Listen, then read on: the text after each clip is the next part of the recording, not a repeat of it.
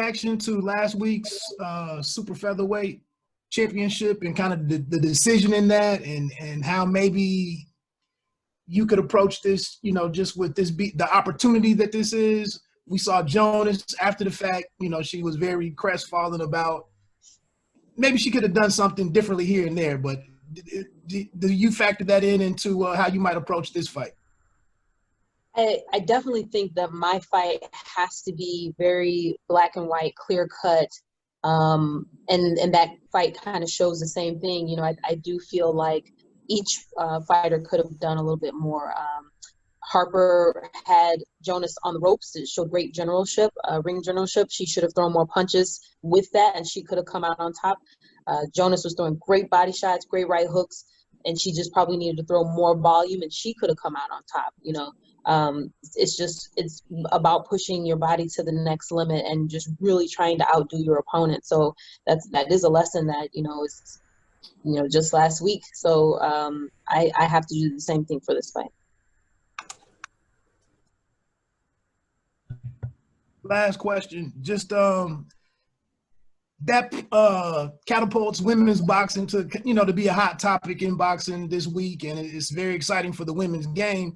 Any pressure to kind of carry on with that momentum? I definitely want to keep the momentum going, and there's another fight next week with Delphine and Katie Taylor. So we have a lot of things back to back to back, and it's time to take the momentum and really push it forward. So I want to just make sure that I have an exciting fight and pass the torch, and then get ready for my next fight. Best of luck to you. Jake, you're on.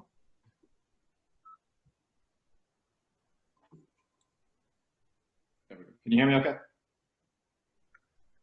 Okay, cool. So Jessica, I just wanted to ask, I know a couple of years ago you had actually crashed a press conference that was in your hometown for the very first DAZN show.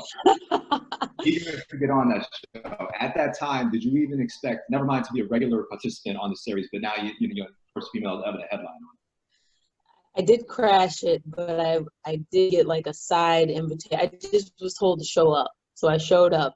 And that's where all the magic happened. Eddie came over and talked to Rick Ramos, my manager and trainer, and said, what do you guys want to do?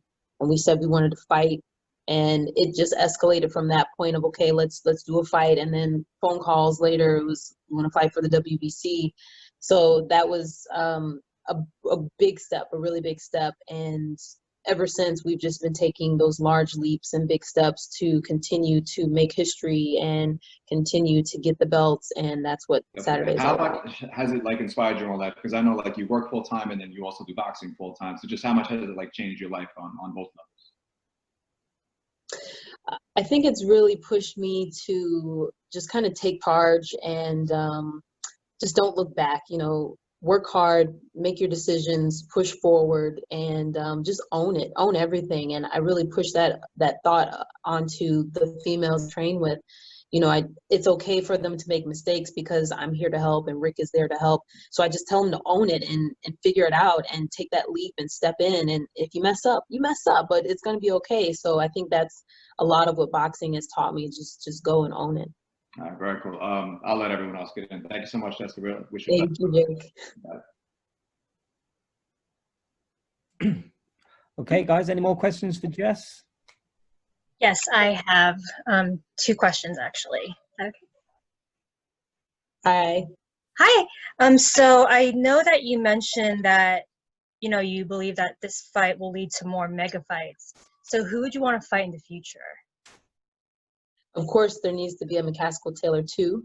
And then we've talked to Amanda Serrano's team. We're both really excited to make that happen. And then there's so many other females that are coming up, and it just kind of depends on the time and the place and what comes into action after that. But those are 2 of my main fights on my list. Speaking of, you're headlining this match, so how does it feel? Oh, it's great. We've headlined before, so it's not like a new feeling or anything. It is exciting because this is a really big fight, so it kind of feels like it should have been that way from the beginning, but now we're in that spot. So now we have to make it exciting. Absolutely. So with COVID pandemic, how has it changed your training? Has it made it more difficult? Has it made it more easier? What switch up side did you have to make? It's been so much easier. I'm able to work remotely from my investment banking job. So I just work from the gym. I spend probably 99% of my time at the gym. So we train in the morning and then I clock in at 6 a.m. So I'm at the gym. I set up my little desk and my laptop and everything.